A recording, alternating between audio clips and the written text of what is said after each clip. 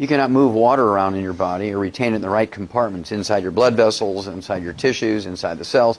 You can't keep things in the right compartment without sodium chloride. The chief cells in your stomach cannot make stomach acid without salt. Okay?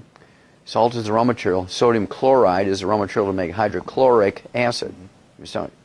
Now, two things have happened because of this terrible criminal advice that doctors have given. It's criminal.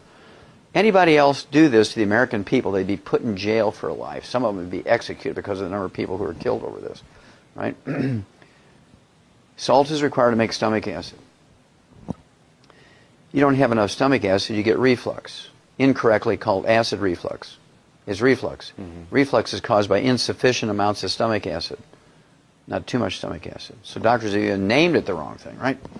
And basically, you get reflux when you don't have enough stomach acid to keep your stomach environment sterile. So yeast begin to grow in there, so you eat carbohydrates and sugar. They ferment that, produce gas. Heartburn, pressure, reflux. Because you have all these things growing in your stomach. Okay, when you get a pH too high, you get a pH above 4, all these things begin to grow. You have a pH under 1, your pepsin works to digest proteins, and you can absorb minerals, you can absorb B12. Your pH gets above 2, 2.5, you can't do that. Okay, so you're in trouble. I mean, you can take tons of iron supplementation, and if you don't have any stomach acid, you can't absorb iron. Now, here comes the most terrible thing that's happened to America because of this inappropriate advice.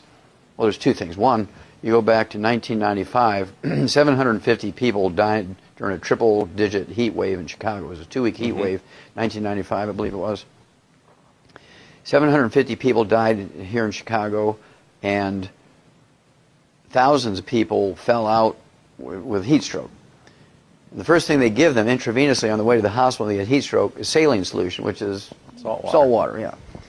And it's absolutely criminal that these 750 people who died were all ones who were on a salt-restricted diet. They're all seniors who were on a salt-restricted diet. They died of heat stroke because these doctors didn't have the courtesy to call these people up, and good manners just to call up and say, look, whether you believe in the salt-restricted diet or not, right now you need to put a couple of tablespoons of salt in a gallon of water, be sipping on that until the heat wave goes away. But they didn't do that.